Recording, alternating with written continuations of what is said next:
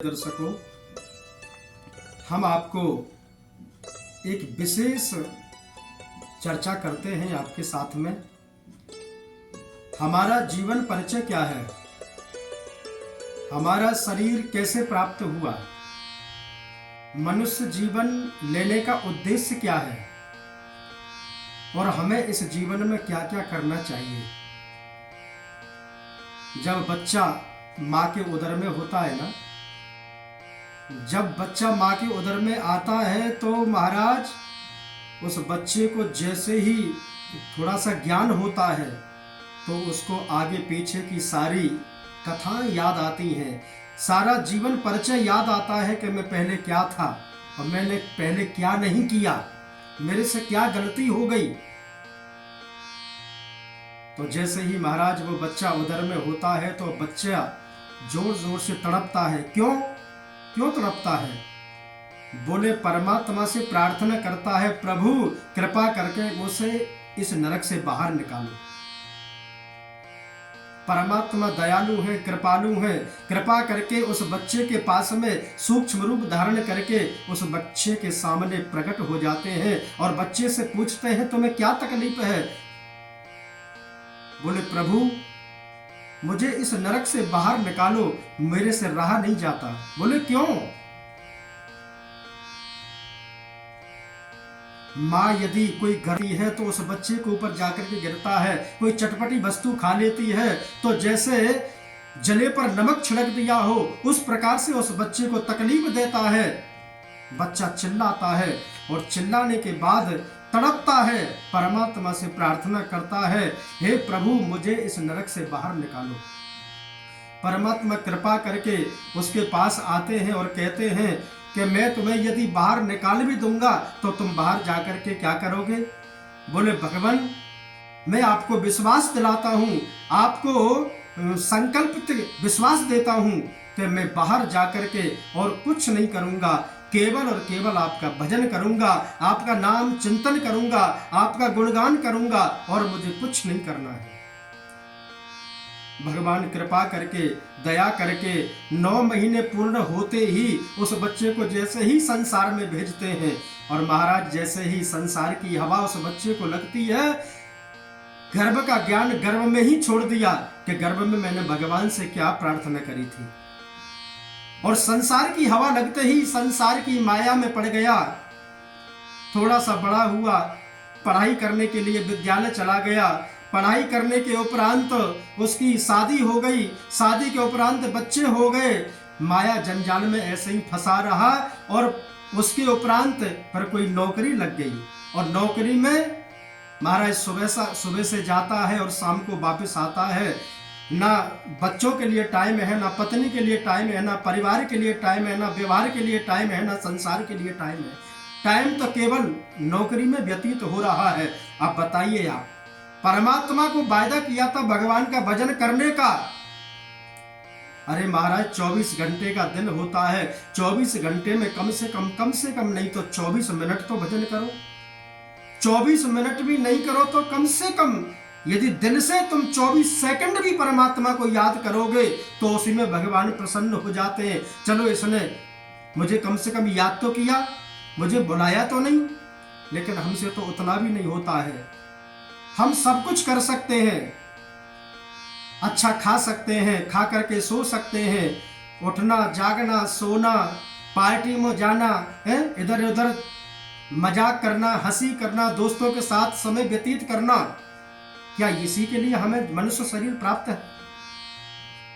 बोले मनुष्य शरीर प्राप्त तो वही है जो परमात्मा को हम लोग कह करके आए थे, आपका भजन करूंगा, चिंतन करूंगा। अरे धन्य है हमारे भारत के ऋषि प्रहलाद जैसे, जो राक्षस योनि में होने के बाद भी उन्होंने परमात्मा को पा लिया।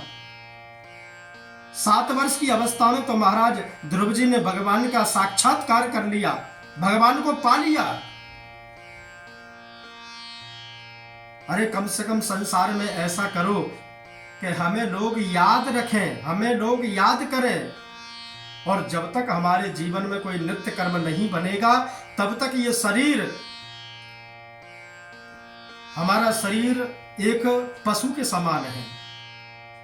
हमें मनुष्य योनि तो मिली है, लेकिन भजन नहीं हो रहा है, उसके बिना मनुष्य पशु की योनि ही जैसा माना जाता है। यदि हम देखो, पशु को भी जन्म मिला है, उसको भी शरीर प्राप्त है, वो न तो भजन कर सकता है, ना वो भगवान को याद कर सकता है। अरे वो तो जैसे हम लोग कर रहे हैं वैसा तो वो भी कर रहा है। हम में और उसमें अंतर क्या हुआ? बच्चे पैदा वो भी कर रहा है, बच्चे पैदा हम कर रहे हैं।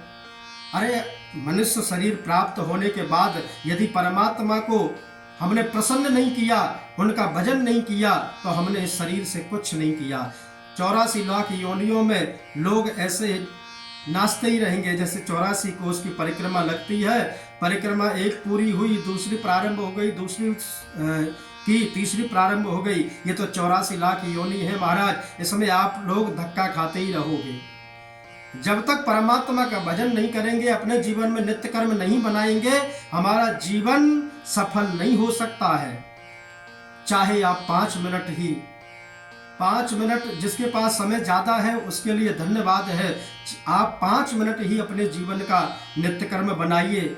उसमें यदि हम नित्य कर्म, नित्य प्रतिदिन 5 मिनट भगवान को याद करेंगे, तो भगवान दया करके हमारे ऊपर कृपा करेंगे। और ऐसी कृपा करेंगे महाराज, उस 5 मिनट के नित्य कर्म ही हमें पता नहीं चलेगा कि हमारा ये कहां से आ गया, वो कहां से आ गया। करते हम कुछ है नहीं और आशा करते हैं हमारे पास ये भी हो, वो भी हो। अरे पूछो हमारे ऋषि मुनियों से, हमारे बड़े बड़े महान मनीषियों से पूछिए। भारत में ऋषि ऐसे ऐसे हुए कि महाराज जिनको पड़ोसी भी नहीं जानता था। भगवान का भजन करते करते करते करते जीवन निकल गया। एक राधा रानी के धाम में एक संत थे, और महाराज वो क्या किया करते थे, ब्रजवासियों के यहां से मधुकरी मांगा करते थे। मधुकरी भी रोज नहीं, बोले महीने में केवल 1 दिन मांगते थे। और 60 रोटी जब हो जाती थी, किसी ने पूछा बाबा जब आपको भिक्षा मांगनी है, मधुकरी मांगनी है, तो रोज ताजी मांग लिया करो। बोले बेटा, ये जीवन हमें खाने के लिए नहीं मिला है, ये जीवन हमें केवल भगवान का भजन करने के लिए मिला है। हम खाने के लिए नहीं जीते हैं, हम जीने के लिए खाते हैं। 2 रोटी वो बाबा क्या करते थे, 2 रोटी थैले से निकाली और वो रोटी पानी में डाल देते थे, और महाराज भजन करने के लिए बैठ जाते थे। उसी पानी में नमक मिला दिया करते थे। बाबा उस पानी को अलग कर देते थे और रोटी को चूर करके और उसी का प्रसाद बना करके खा लेते थे। और महाराज दिन रात भजन करते थे, जिसको पड़ोसी भी नहीं जानते थे। ऐसे हमारे मनीषियों की वजह से, ऐसे हमारे ऋषियों की वजह से इस देश का नाम भारतवर्ष पड़ गया। भारतवर्ष कोई साधारण देश नहीं है। ये तो संतों की भूमि है, भक्तों की भूमि है, सतियों की भूमि है। यहाँ बड़े बड़े ऋषि, बड़े बड़े तपस्वी, बड़े बड़े हमारे देश में सतियों की भूमि ये मानी जाती है। और इस भूमि में जो भी सत्कर्म करेगा, चाहे 1 मिनट का भजन करेगा, वो 1000 मालाओं के बराबर माना जाएगा। वृंदावन की महिमा आप लोग जानते हैं। वृंदावन की महिमा बताने के लिए कोई बहुत विस्तार नहीं करना पड़ेगा। प्राचीन भारत में हमारे बुजुर्ग, हमारे पिताश्री के भी पिता जब वृंदावन आया करते थे, तो महाराज वृंदावन की सीमा जहां से प्रारंभ होती थी, वहां पर अपने जूता चप्पल उतार दिया करते थे। इस ब्रज की महिमा बहुत विचित्र है।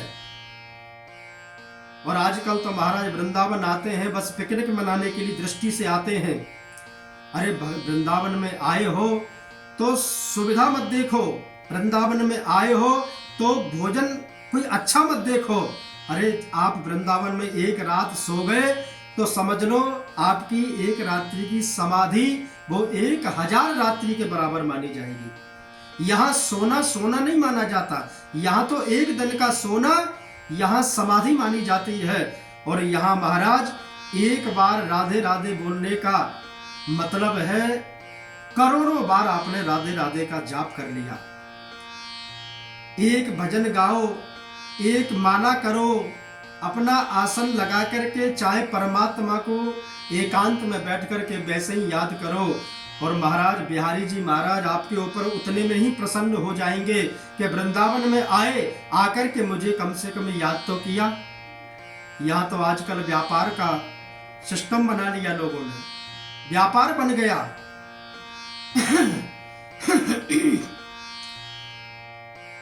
तो महाराज ये वृंदावन की महिमा बड़ी विचित्र है। एक राजस्थान की महारानी थी, जयपुर की महारानी राजस्थान जो, तो महाराज एक बार बिहारी जी का दर्शन करने के लिए आई थी। और दर्शन करने के लिए जैसे ही मंदिर में प्रवेश करी और प्रवेश करके तो जैसे ही बिहारी जी को देखा और देखते ही उनसे नैना लड़ गए। बिहारी जी ने महारानी को देखा, महारानी ने बिहारी जी को देखा और महारानी तो एकदम, उनको पता ही नहीं चला कि मैं कौन सी जगह खड़ी हूं, कहां खड़ी हूं, किसके सामने खड़ी हूं। और महाराज नेत्र से नेत्र मिल गए और यहां तक कि उनसे वार्तालाप भी होने लगी आंखों ही आंखों में। बिहारी जी से कहने लगी कि प्रभु मैं तो संसार में रहती हूं, परिवार में रहती हूं, लेकिन आपको तो किसी प्रकार की रोक टोक नहीं है, मैं तो रोज नहीं आ सकती, लेकिन क्या आप हमारे साथ नहीं चल सकते। बिहारी जी कहने लगे, नेत्रों में ही नेत्रों में उनका वार्तालाप चल रही है। बिहारी जी कहने लगे ठीक है हम आएंगे।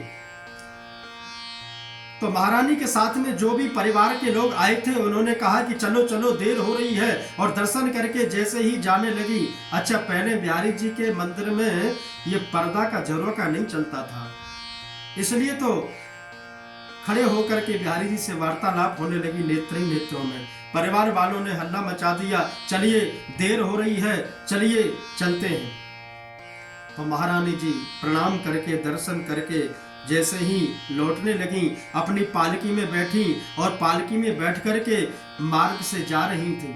महाराज बियाबान जंगल था, बियाबान जंगल में जाकर के और देखा एक छोटा सा बच्चा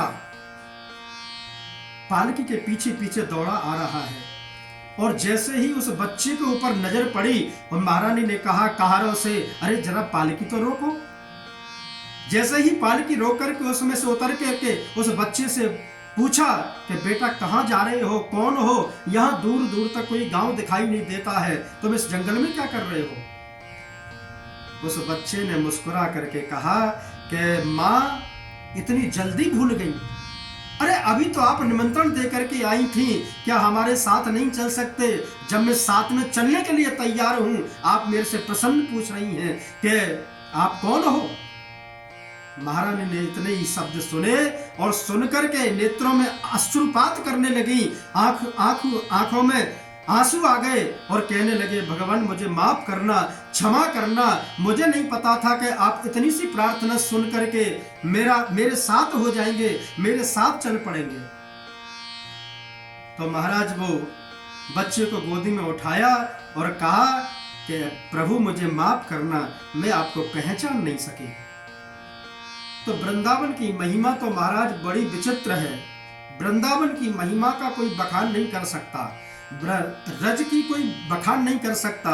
यहाँ तो जो भी आता है यहाँ भक्ति करनी नहीं पड़ती है, ये बहुत बड़ी सुविधा है वृंदावन में। यहाँ भक्ति नहीं करनी पड़ती है, यहाँ तो अपने आप हो जाती है। आप रिक्शा वाले को देखो, वो घंटी नहीं बजाएगा आपको रास्ता मांगने के लिए, राधे राधे जी, राधे राधे जी, रास्ता छोड़ दीजिए। कोई भी पैदल भी जा रहा होगा तो राधे राधे बोलता हुआ जाएगा। यहाँ पर आपको माला झोली लेकर के आसन लगा करके बैठने की आवश्यकता नहीं है। यहाँ तो राधे राधे, रोड पर चलते चलते ही आपका भजन हो जाएगा, रोड पर चलते चलते ही आपका तप हो जाएगा। तो ज्यादा चर्चा न करते हुए हम यहीं पर वाणी को विश्राम देते हैं। सर्वे भवन्तु सुखिनः, सर्वे सन्तु निरामया, सर्वे भद्राणि पश्यन्तु, मा कश्चित् दुःख भाग् भवेत्।